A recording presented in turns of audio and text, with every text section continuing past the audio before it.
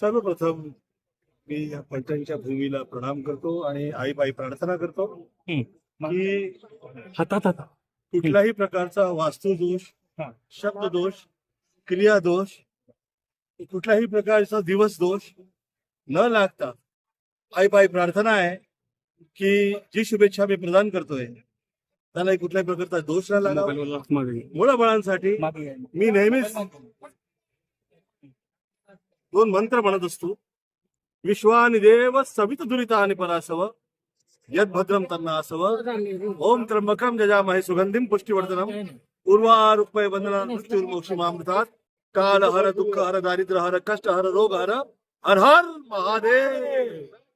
मी आदरणीय अनिकेतजी व त्यांच्या सहकार्यांना सगळ्यांना शुभेच्छा प्रदान करत असताना आई प्रार्थना करतो की आई असं विजय प्राप्त करून दे की सेवेसाठी ते व त्यांचा परिवार नेहमीच सदैव तत्पर राहिला आहे.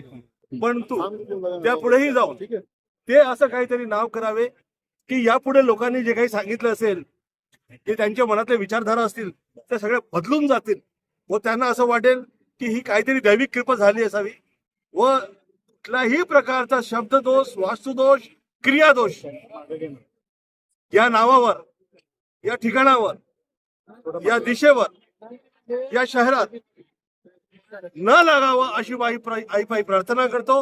जय हिंद, जय महाराष्ट्र. शुभेच्छा प्रदान करतो. विजय. मोठ्या प्रमाणावर प्रतिसाद मिळतोय आता इथं रॅलीला. आपल्या रॅलीला प्रतिसाद सुद्धा मोठा आहे. मात्र गेल्या काही दिवसांमध्ये विरोधक या ठिकाणी आले होते. त्यांनी अनेक टीका केल्या. आपण काय सांगाल लोकांना की या विरोधकांनी टीका केलेल्या आहेत? मी कधी त्या बाजूला बघतच नाही ज्या बाजूला आपल्याला असं वाटतं की काहीही तुम्ही करा, स्पर्धा व प्रतिस्पर्धामध्ये टीका व वाईट बोलणारे लोक तुम्हाला नेहमीच दिसतील. तर ते सहज आहे, सरळ आहे. परंतु जे लोक क्रियेमध्ये आहेत व शिंदे साहेब, अनिकेतजी, हे महाराष्ट्राची जी ठेव आहे, जय महाराष्ट्र जे आम्ही म्हणत असतो नेहमीच, हे महाराष्ट्र कशाला आपण म्हणतो तेवढाच विचार करून पुढे व्हावं आणि महाराष्ट्राच्या या भूमीला मी सदैव प्रणाम करत असतो. आर्ट अँड कल्चर असो, देशाची रुद्र स्थापना असो, चित्रसृष्टी चित्रपट स्थापना असो, जीही स्थापना असो, त्याला ही महाराष्ट्राची भूमीच नेहमी पुढे आणते. आणि या भूमीला मी प्रणाम करतो आणि आई प्रार्थना करतो कुठल्याही प्रकारचा शब्ददोष आणि वास्तुदोष न लागावा आणि हे पुढे निघावे आणि पुढे आल्यानंतर त्यांनी अशी सेवा करावी की भूतो न भविष्यते. सर, रामभूमीत आलाय तुम्ही, धनुष्यबाण चिन्ह आहे. रामभूमीमध्ये तुम्ही आलाय, धनुष्यबाण चिन्ह आहे. काय सांगाल?